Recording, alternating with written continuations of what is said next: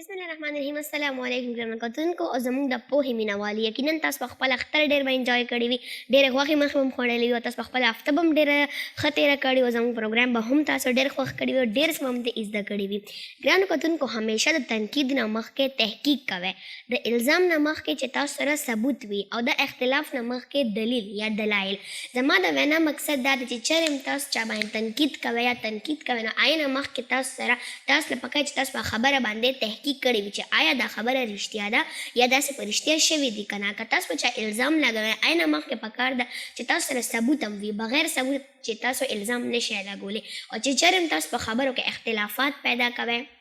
اختلاف کوئ خبرو کې، نو آینه مخکې ضروري ده چې تاسو سره دلایل وي، دلیل وي. څنګه چې تاسو ته پته چې په دې پروګرام کې موږ سره زموږ مشر زموږ ډاکټر عبدالرحمن صاحب کم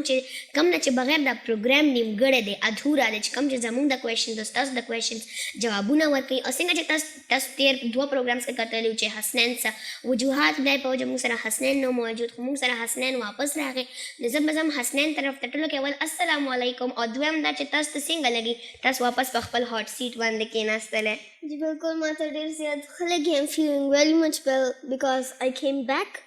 Today, I came back and I'm feeling very much good because my great Peshawar is with me. No, زما خپل Peshawar ډېر زیات خوښ دی and I like it because Peshawar خو Peshawar دی که نه. Because you cannot find the chapli kebab, you cannot find those meat, you cannot find those food, those stuff. I especially missed my food. Yeah, I especially missed my food because it was not the taste that I love. But now you are back. Yeah, so it is so much good to me. And I would like to know that تاسو څنګه وویل چې داسې انصاف د دې هر څه حوالې سره هم کتل پکار دی. موږ ته پکار دی چې موږ خبرو وکړو لکه حضرت علي رضی الله تعالی عنه چې څنګه انصاف کړی. نو راځئ هم د دې حوالې سره به لږ دا خبره مخکې وړاندې کوو. هغې نه پهله ډاکټر صاحب هم موږ خپل پروګرام کې ویلکم کوو. السلام علیکم. وعلیکم السلام ورحمۃ اللہ. حسنین ته خوش آمدید وایو نمی که بچې تا ډېرې ښې خبرې وکړې پروګرام کې. امید لرم ناظرین کرام چې تاسو به هم اختر ډېر ښه تېر کړی، عبادتونه به هم کړي او غوښې به هم خوړلي، خلکو کې مسکینانو کې خپلوانو کې به هم تقسیم کړي هم وي. د دې مطلب دا دی چې دا سنت ابراهیمي ده او د چیریټي او د قربانۍ او د الله پاک سره او د الله پاک د مخلوق سره د یو ځای کېدو یو ډېر غټ سبب دی. قربانۍ کې مقصد یوازې دا نه دی چې تاسو زناور حلال کو،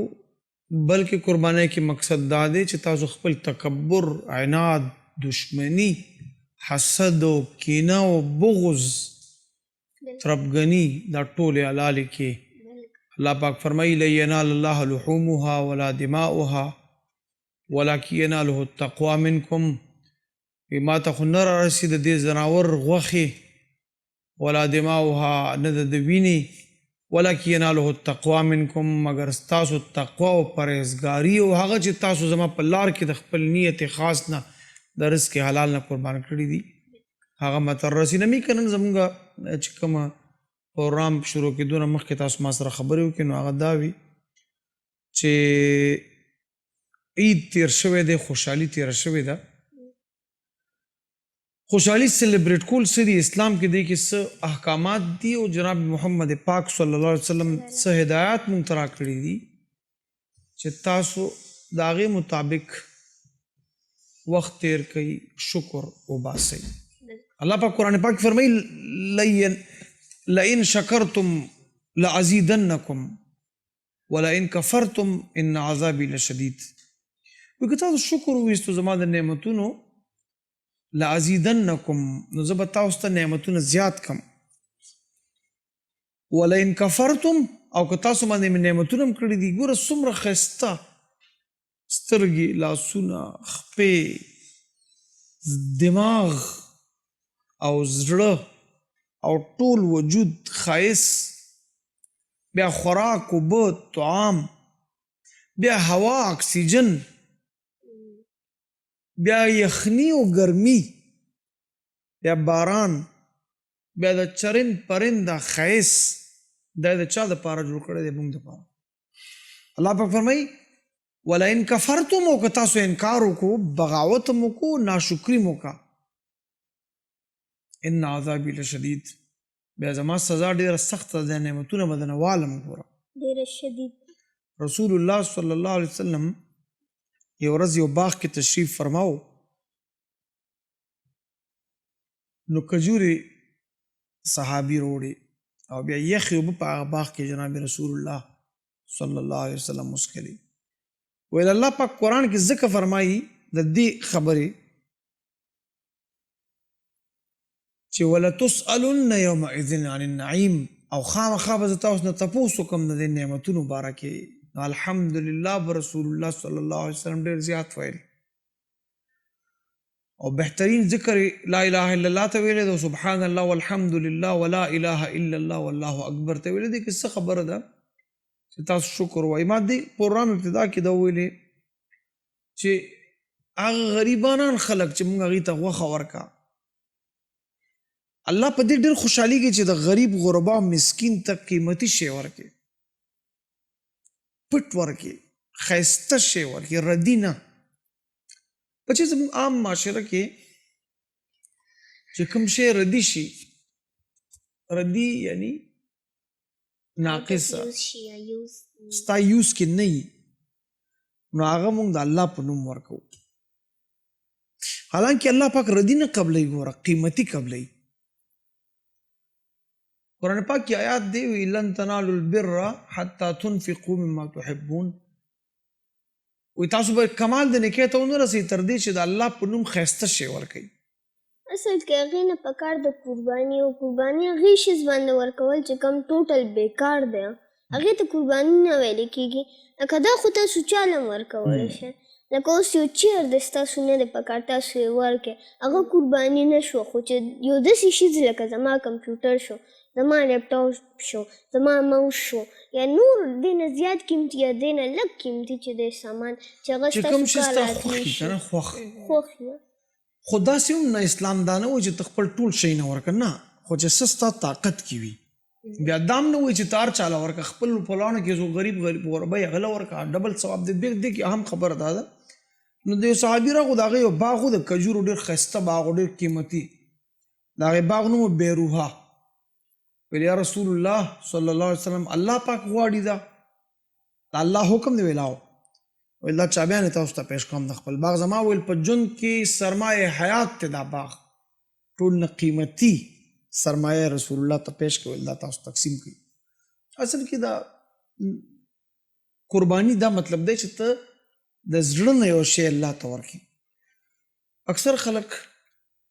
ردی شی ورکړي دا به دې پورې وایي چې ردي شی نه بلکې قیمتي شی نبي که سوالونه شروع کړي تاسو خپل چې زړه کې یا به کوو موږ ته زموږ ناظرینو سوالونه راستولی ناظرین کرام کوم سوالونه ستاسو په زړه کې وي نبي کا تاسو ته نمبر درکوي زموږ سکرین باندې به هم نمبر راځي موږ ته سوالونه رالیږي د خپلې رای اظهار کوئ زموږ د پروګرام باره کې د خپلې رای اظهار خامخا وکړئ چې که دا پروګرام موږ نور هم ښه کوو نو دا ستاسو دپاره دی هغه ګلونه ماشومان چې د دې سره دا پروګرام ګوري په کور کې د هغوی مشران د هغوی دپاره دی نو موږ ته خپل رای راکوئ زمونږ چینل مونږ په دې ډېر خوشحالیږو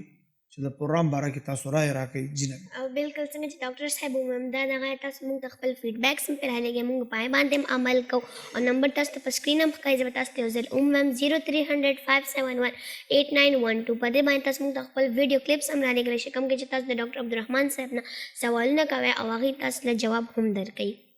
اوس نو زه خپل کوېشن طرف ته راشم زما لومبنی تپوس تاسو نه دا دی چې لکه خدي زه به خپل کوېشن به وکړم خو مینځ کې एकदम د بریک اشاره شو زه به اول بریک به وایم بریک نه پس به کوېشنز کنټینیو کوم ګرانو کتونکو ګلونو ماشومانو به ګرانو کتونکو ګلونو ماشومانو موږ خپل دمې نه واپس رالو دمې نه مخکې څنګه تاسو وکتل چې ما کوېشن هم کول راځي چې زه خپل کوېشن وکړم جی زما تاسو نه لومبنی تپوس دا چې لکه یو فرض کړه لکه انسان یا په محفل کې یا اس یو ګیدرینګ وغیره کې ناست دی کې एकदम یو مشر انسان یا نیک سړی راشي موږ اس احتراماً پاس ولګ ورته ټیټ شوانی اس ورته لګه خپو ته ورپروسي نعوذ بالله زه دا نه وایم چې سجده ورته کوي موږ ټول مسلمانان یو الحمدلله موږ ټول ته پته دی چې سجده چې دا صرف الله تعالی ته کېږي انسان ته چې وي ناروا وي خو هسې احتراما ورته ورټیټ شي په خپه ورته لاس ایږدي نو آیا دې کې څه ګناه شته که نه نعوذ بالله سجده نه وایم هسې احتراما نمی کا بچی دا ډېر اهم سوال دی. الله پاک قرآن پاک کې فرمایي لله فسجدوا وعبدوا. الله ته سجده وکړئ. سجده مطلب تندې لګول، عجز و نیاز پیش کول الله پاک ته. او تاسو د الله عبادت وکړئ. بچی عبادت کنسپټ تاسو ته وایم، كل قول وفعل وعقيدة يرضى بها الله تعالى فهو عبادة. هر خبر، هر کار او هر عقیده چې الله سبحانه وتعالی پاغي راضي کیږي هغه عبادت دی. عبادت خاص د الله پاک حق دی. نو دینه معلومیږي چې سجده صرف د الله پاک حق ته هیڅ چاته نه ده پکار، په یو حالت کې نه ده پکار. رسول الله صلی الله علیه و آله وسلم فرمایي که سجده جایز وې نو ما به ښځې ته ویلو چې خاوند ته سجده وکړه، خو دا جایز نه ده.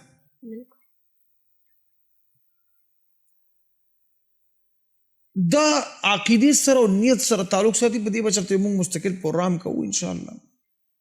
چاته خپو باندې پرېوتل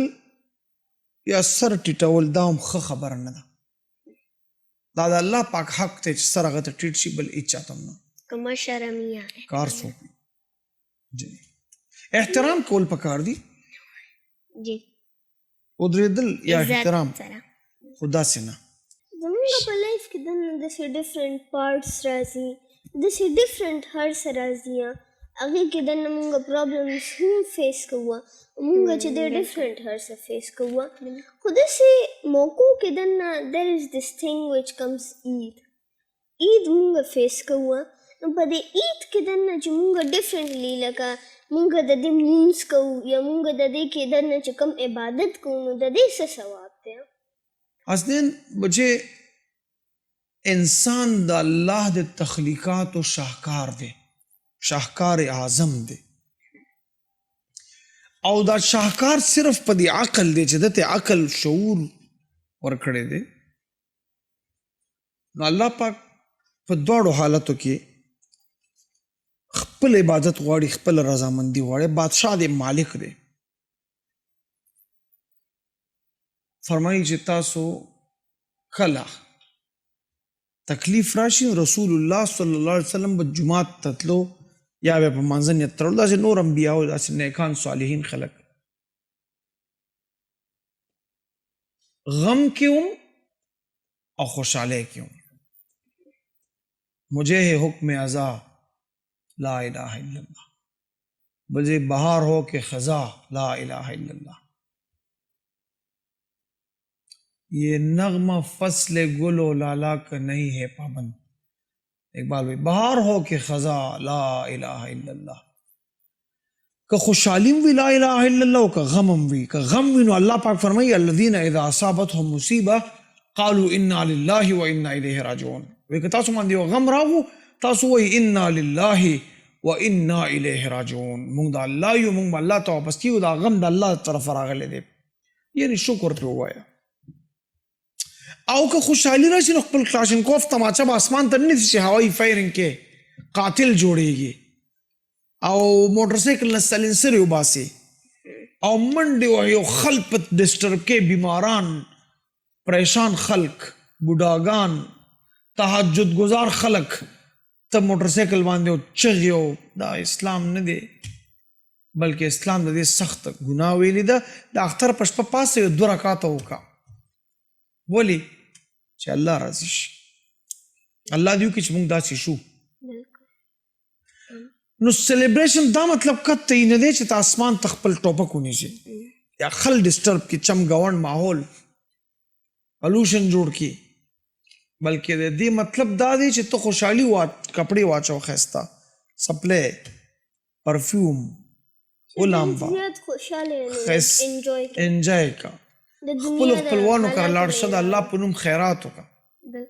نو دغه باندې اسلام پابندي نشته، خو په دې بله خبره پابندي ده.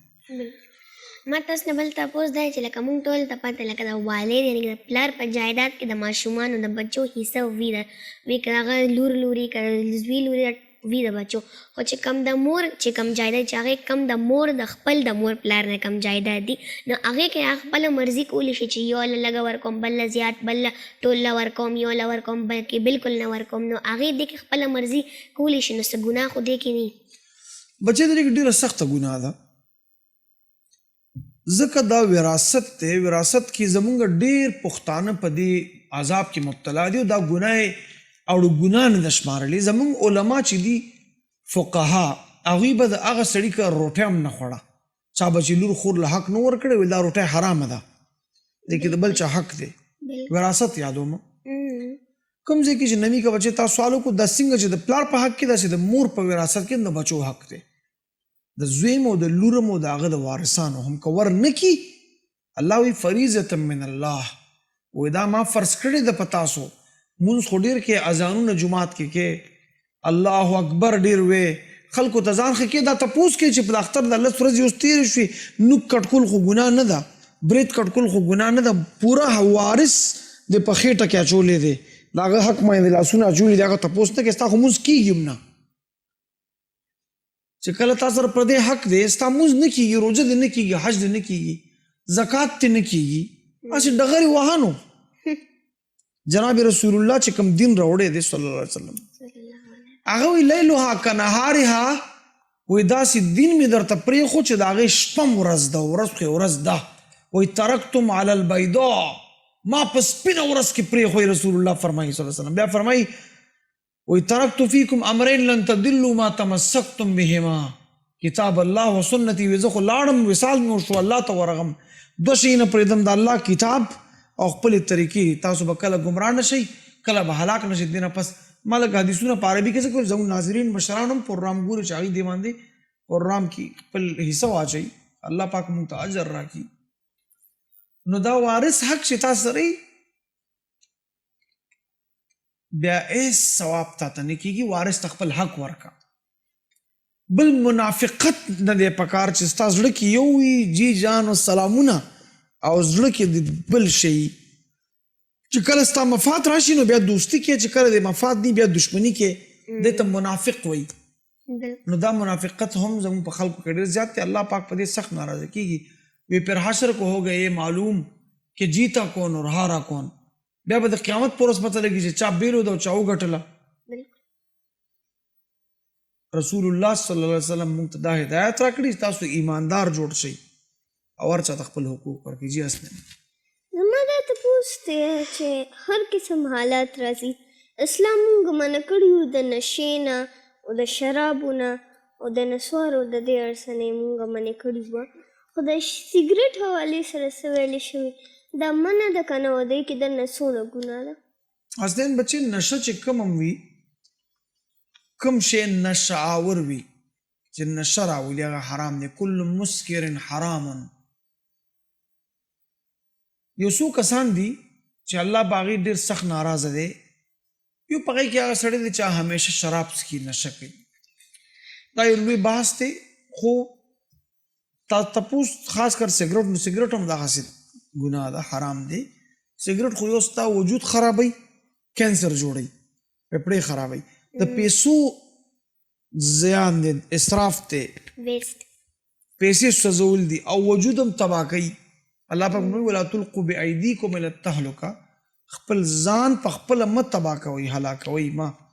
نو د دې ځکه ډېره سخته ګناه ده ما تاسو نه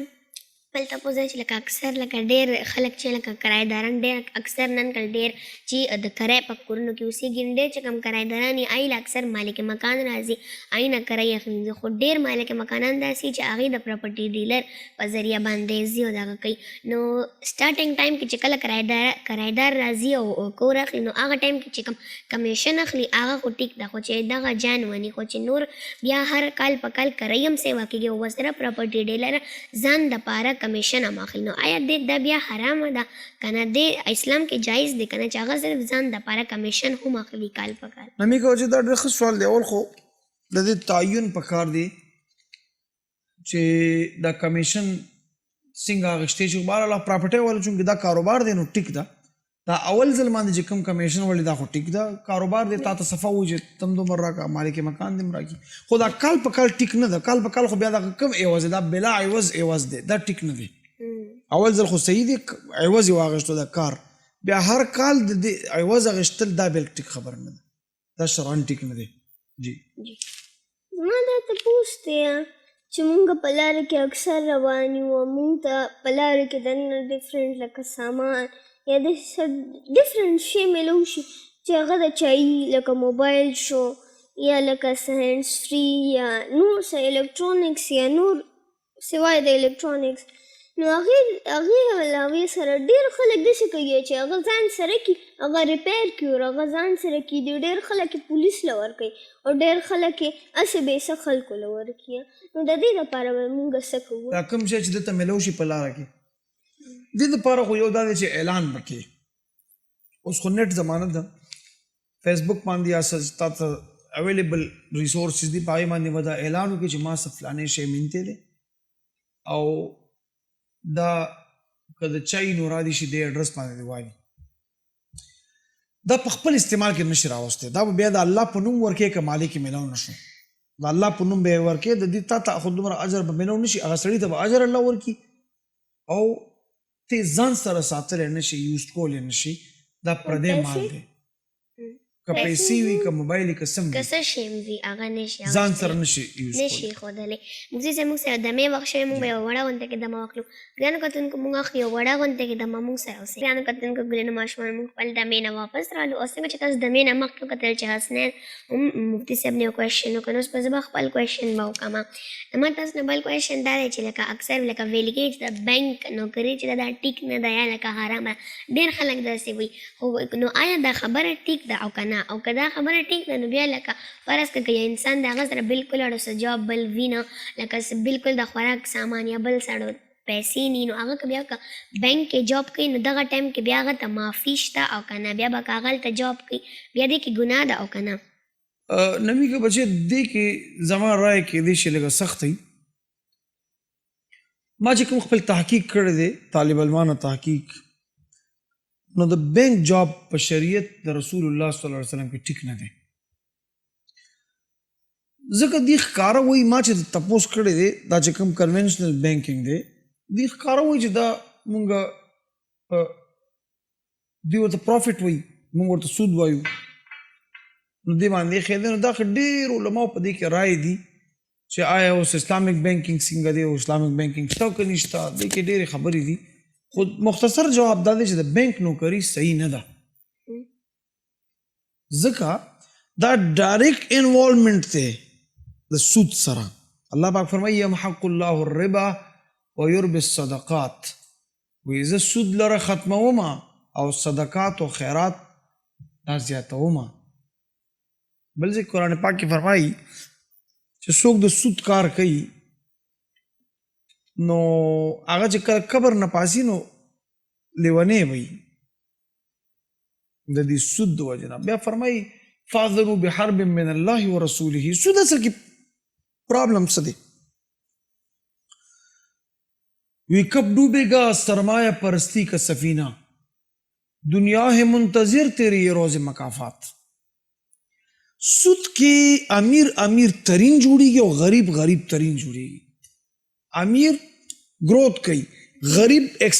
د غریب استحصال کیږي غریب کیږي نور هم اسلام ځکه پیرالل متوازی نظام خېلې دی چې تاسو سود مه کوئ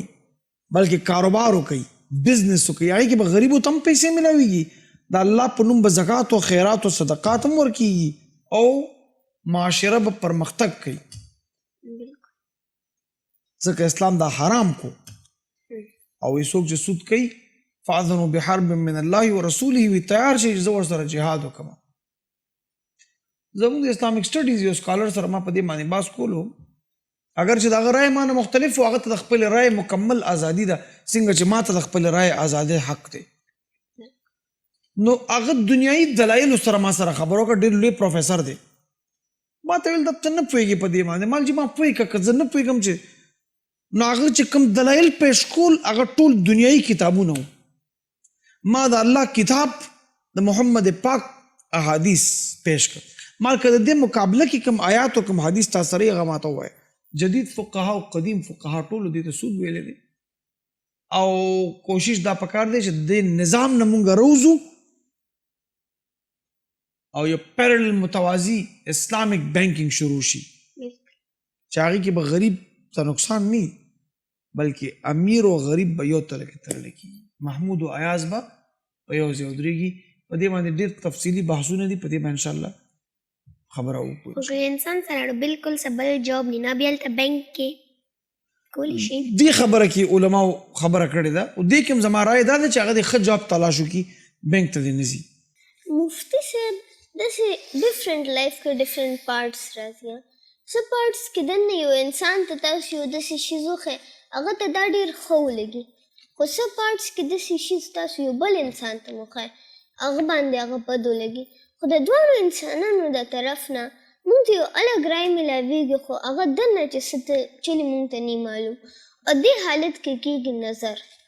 نو نظر یو داسې میجر پرابلم دی چې هغې نه بچېدل خو پکار دي. هغې دپاره تاسو موږ ته حل ویلی وه، خو چې کوم یو انسان ته نظر ما خپلو سترګو نه هم داسې ډفرنټ پیرې کتلي چې داسې یو ګیلاس پروت و، زمونږ د پاپا یو ګیسټ وه، هغې نظر دونه تیز و چې داسې ګیلاس پروت و، هغې ویل وا دا خو ډېر ښکلی دی. هغه پټک پټک چې دی لایک ټول مات شوه. and داسې چې دی زمونږ یو ټیچر دی د هغې انکل چې دی هغې ځان له یو واچ اغوښتی و، نو د هغې یو فرینډ و، هغې ورته وویل چې ستاسو دا واچ خو سم ښکلی دی. هغه په هغې ځای باندې هغه ټوله ماته شوه او نالی کې لاړه. and it was specifically imported. نو داسې چې دی ډفرنټ شیزونه وي، خو د دې چې لکه ولګي تاسو ته نظر او تاسو پوه شئ چې زه د نظره شوم، نو هغې دپاره بیا به تاسو څه کوئ؟ بچی نظر حق ته وي، نظر اوخان دیګونو ته او انسانان قبرونو ته بوزي. جناب محمد پاک صلی الله علیه وسلم په حسنین کریمینو باندې دم اچوي، حسن او حسین باندې. دا نوسی دي د فاطمه الزهرا او علي ابن ابي طالب رضی الله عنهما زامن دي. ورته وي اعوذکما بکلمات الله التامات من شر كل شیطان وهامة ومن كل عین لامة. دا الله په پناه کې ورکوم دواړه، د شیطان نه او د هغه سترګو نه چې هغه ویشتل کوي د غشي په شان. وګوره نظر دومره خطرناک شی دی. او رسول الله صلی الله علیه وسلم چې کله بیمار شو نو جبریل امین راغو، رسول الله باندې لاس یک دی صلی الله علیه وسلم فرمایي بسم الله ارقیک من كل شیء یؤذیک من شر كل نفس او عین حاسد الله یشفیک بسم الله ارقیک. دا الله په نوم د دموم محمد پاک صلی الله علیه وسلم. دا یو سردار د انبیاو دی، بل سردار د ملائکو دی. د هر یو هغه شي نه ستا تکلیف درکوي، د هر هغه سترګو نه د حسد د سترګو د نظر نه چې تا د نظر خطره ده تی الله دې شفا درکړي. بسم الله یرقیک د الله په نوم د دمومه. او نظر حق دی. زموږ پښتو کې حسنین نمی کا بچې وایي نظر کاڼي چي وایي که نه، کاڼې هم کټ کولی شي. نو ښه سترګو نه هم لګي ماشاء الله به بیا نه لګي ماشاء الله. الله پاک قرآن پاک کې فرمایي ام یحسدون الناس علی ما آتاهم الله من فضله. آیا دا خل حسد کوي د هغې وجې نه چې کوم الله په تا فضل کړی دی؟ نو حسد وي، نو حسد د سترګې نه به ځان ساتي. بل د هغې توړ څه دی؟ بیا د هغې توړ دا دی چې قل هو الله احد، قل اعوذ برب الفلق، قل اعوذ برب الناس 3 ځل په ګوتو به رسول الله علیه السلام چفکر بیا په ځان. دا به د شپې هم وی چې وده کېږي، سهار مونځ پسې به هم وی، او چې پوه شي چې د نظر شم بیا به هم وی په ځان به چف کړي، نو نظر به ختم شي بیا انشاءالله. موږ سره بیا یو دمې وخت شوی دی، نو موږ به یو وړه غونډه کې دمه واخلو، دمې نه پس ته راځو. ګرانو کتونکو موږ اخلي یو وړه غونډه کې دمې نه پس ته راځو. ماشومانو موږ خپل دمې نه واپس رالو، او دمې نه مخکې تاسو ویل چې ما یو کوېشن هم کوو، نو اول به زه خپل کوېشن به وکړم.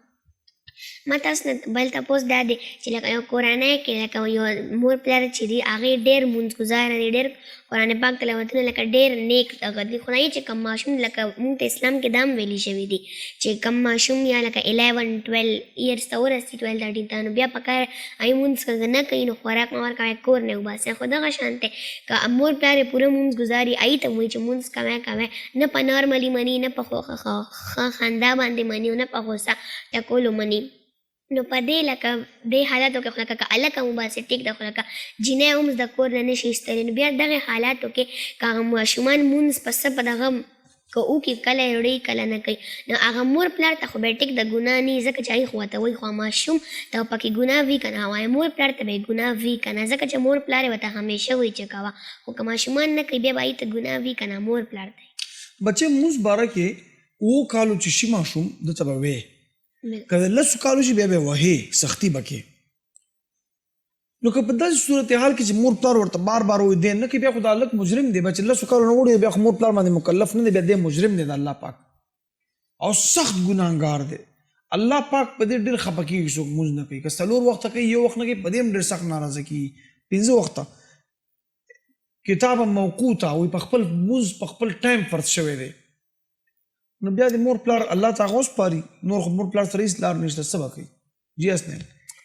زما دا تپوس دی فرسټ اف آل هغه نه علاوه موږ سره د ویډیوز ټایم هم شوی بلکل دی موږ سره ویډیو دی موږ به هغه ویډیو به وګورو بیا تاسو خپل کوېشن به وکړئ ګرانو کتونکو موږ ګورو هغه ویډیوز کوم چې تاسو موږ نه کوېشنز کړي راځئ هغه ویډیوز ګورو زما نوم موتریان خان دی زه کلاس 3 کې سبق وایم مفتي صاحب ما سره کوېشن دا دی چې اسلام کې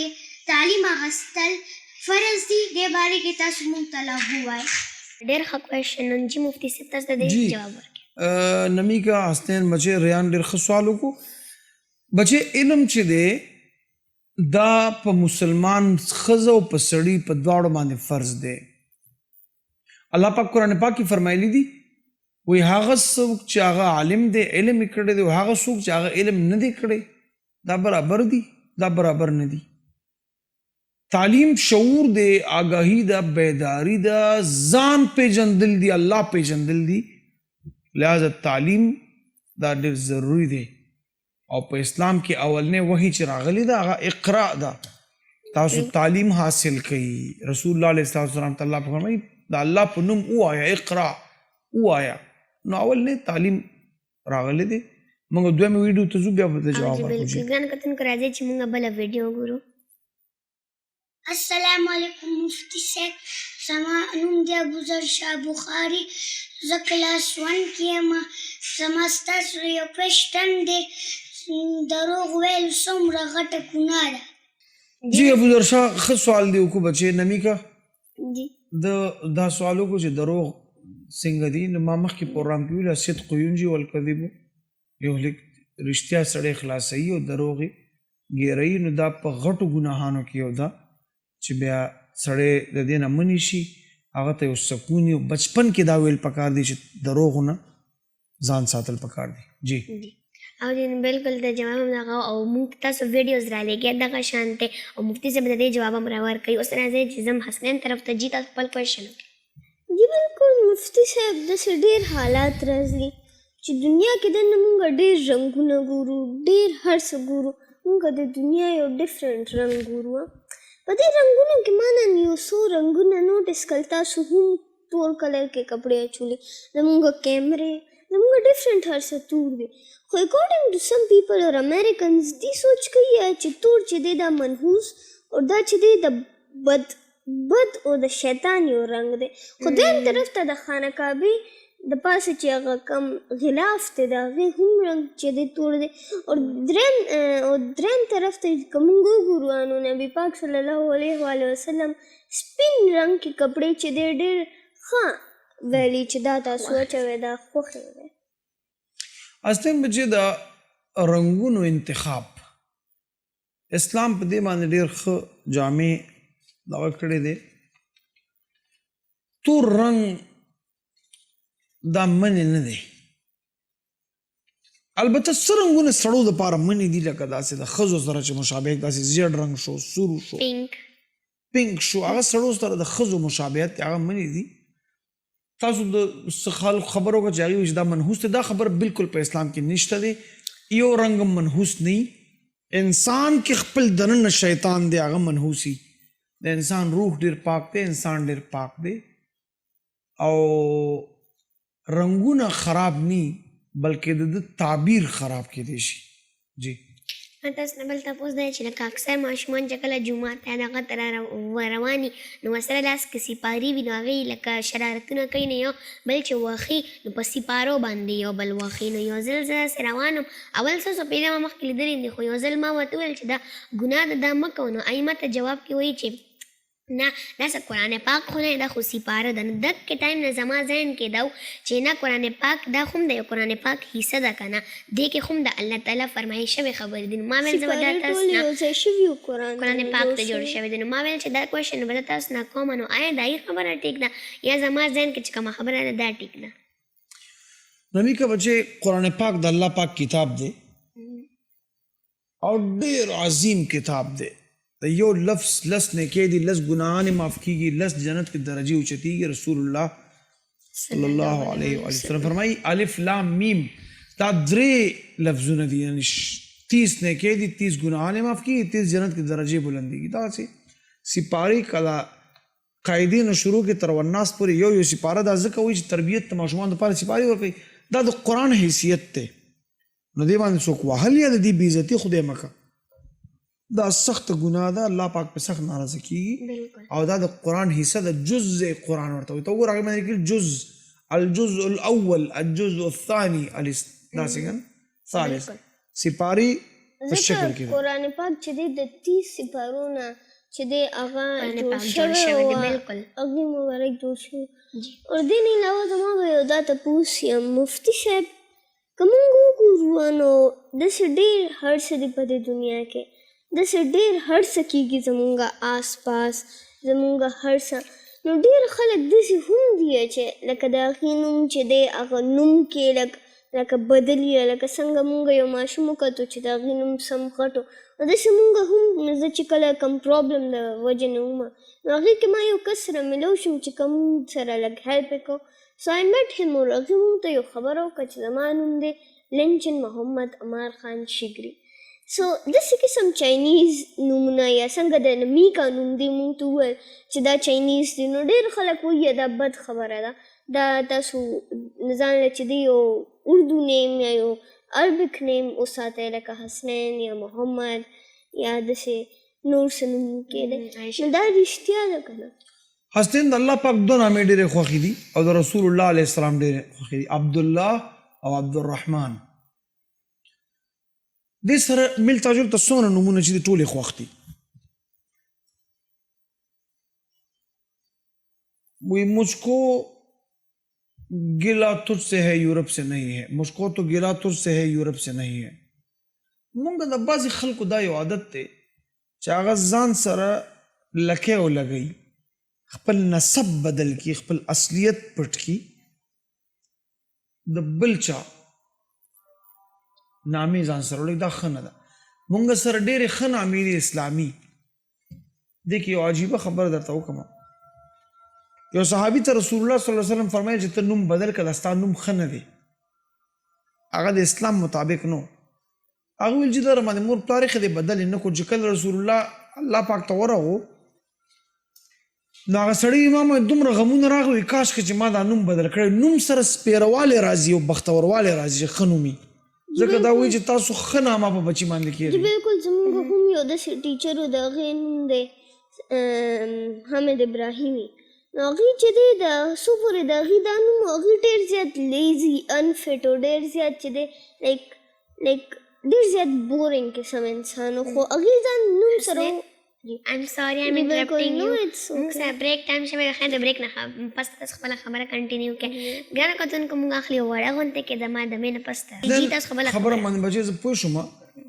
هغه دا دی چې لیزینس خو دې سره خیر څه تعلق نه دی خو نوم کې ډېر لوی اثر نوم چې دی سره تلاش ولګوه نو هغې نه پس ته هغې کې د سمارټنس هغې چې د فلاسفي اور هغې چې دی لږ سمارټنس اور اوس هغې چې دی مارشل آرټس دا هر څه هم کوي ټیچنګ هم کوي اور آئی لو ہم ایز اے ټیچر پلس ایز مائی آئی کوڈ سے مینٹور نو حسنین بچې دا ما دا خبره دې پوره کړه چې سپیروالی او خوشبختي دا یعنی پکار دی چې ښه نوم په بچي باندې کېښوی شي دا زموږ یو ټرند جوړ شوی دی چې دا ځان نه نامې بچو سره د انګریزانو نامې یا څه نو په دې باندې دا ښه نه ده زموږ خپل اقدار دي او زموږ خپله فلسفي ده زموږ خپل تهذیب او تمدن دی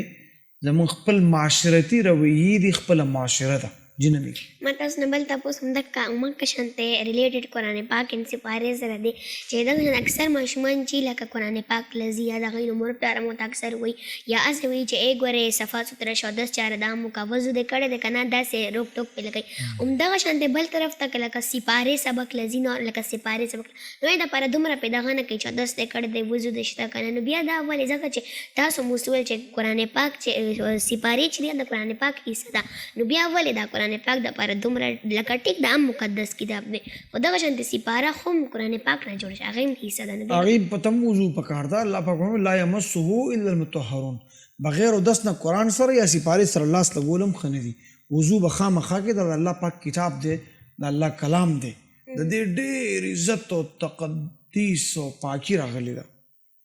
جی بالکل جی حسنین کوېشن مفتی صاحب زما دا ته پوښتنه دی چې ډیفرنٹ خلک دعاګانې کوي هغې کې کله کله ښه دعایي خو اکثر داسې وشي چې مونږ صرف ځان باره کې وګورو د بل باره کې دعا ونه کړو یا مونږ د هغې بل وایو چې هغه سره دې نه خو ما سره دې راشي نو دا دعا بیا په دعا کې راځي که نه دا بیا په بددعا کې راځي که نه دا نه قبلېږي اصلاً بچی ډېر اهم سوال دی دعا چې دی د مخ العباده وي د عباداتو مغز دی دا زه به هم کوشش کوم تاسو هم ټول ناظرین هم دا کوشش داسې کوئ دی لکه چې کومه دیاړي تاسو وکړئ د هغې ریوارډ ریوارډ دی ټول کوشش کوي چې دعا کوي الله په دعا ډېر خوشحالېږي ګوره نور بادشاهان په غوښتو خفه کېږي الله داسې بادشاه دی چې په غوښتو خوشحالېږي چې کوم نه غواړي هغې نه خفه کېږم او که ته وویل چې ده نه یوالې مالې راکړي الله دا بددعا نه قبلوي دا ګناه ده بلکې دا به وایي چې الله مال دې راکړي دی دل هم ورکړي وایي ملایک ولاړي وایي یا الله ده چې دا کومه دعا د دې غایب ملګري دپاره وخته دومره دل هم ورکړي ملایک ورته امین وایي اللهم ربنا آتنا في الدنيا حسنه وفي الاخره حسنه وقنا عذاب النار دام ویل پکړ دعا عبادت ته دې کې الحمد وي ولد الضالین امین پورے بیا اللهم صل علی محمد دا پورا درود به دا موږ والا بیا لا اله الا انت سبحانك اني كنت من الظالمين بیا یا ذل الجلال والاکرام یا ارحم الراحمین زر زر موږ سره ټایم شاید ختم د نمی کې اشاره کوي بیا دعا وغواړي ټول مسلمانانو لپاره مور پلار لپاره ځان لپاره اخیری کې بیا درود شریف وي یا ذل الجلال والاکرام یا ارحم الراحمین دا به دا دعا به خامخا الله پاک قبلوي مونږ ټول ته پاتې لکه خوراک په ولاړه باندې چې دا هغه لکه ښه یا اسې مونږ وایو چې دا خبره نه ده خو اکثر نه اوس نن سبا خو ډېر لکه پارټیانې فنکشنز ګیدرینګ هسې دې کې وینو هلته یو طرف ته دومره تیز میوزیک دومره د هغه یو آی سره مونږ خوراک کوو یو بل سره خبرې کوو نو بیا دې کې څه ګناه وي که دې کې سخته ګناه ده چې دومره تیز میوزیک رګېدلی او ډنګ ډونګ کې ته روټۍ خورې دا روټۍ د الله نعمت دی نو نعمت بالکل کفران نعمت کې تبدیلول دا نه دي پکار دي ډېره سخته ګناه ده او زر به مې نه خورم بالکل او په ناستې به خورې بالکل په ولاړه نه ډاکټر صاحب موږ سره ټایم بالکل کم دی زموږ پروګرام ټایم بس بالکل ختم دی همیشه زه تاسو ته څنګه همیشه اینډ کې وایم چې زموږ تاسو د سکرین باندې نمبر ښکاري سر کې ډاکټر عبدالرحمن صاحب هم ویل ما هم تاسو ته نمبر هم وویل آی باندې تاسو موږ ته خپل ویډیو کلیپس هم را لېږلی شئ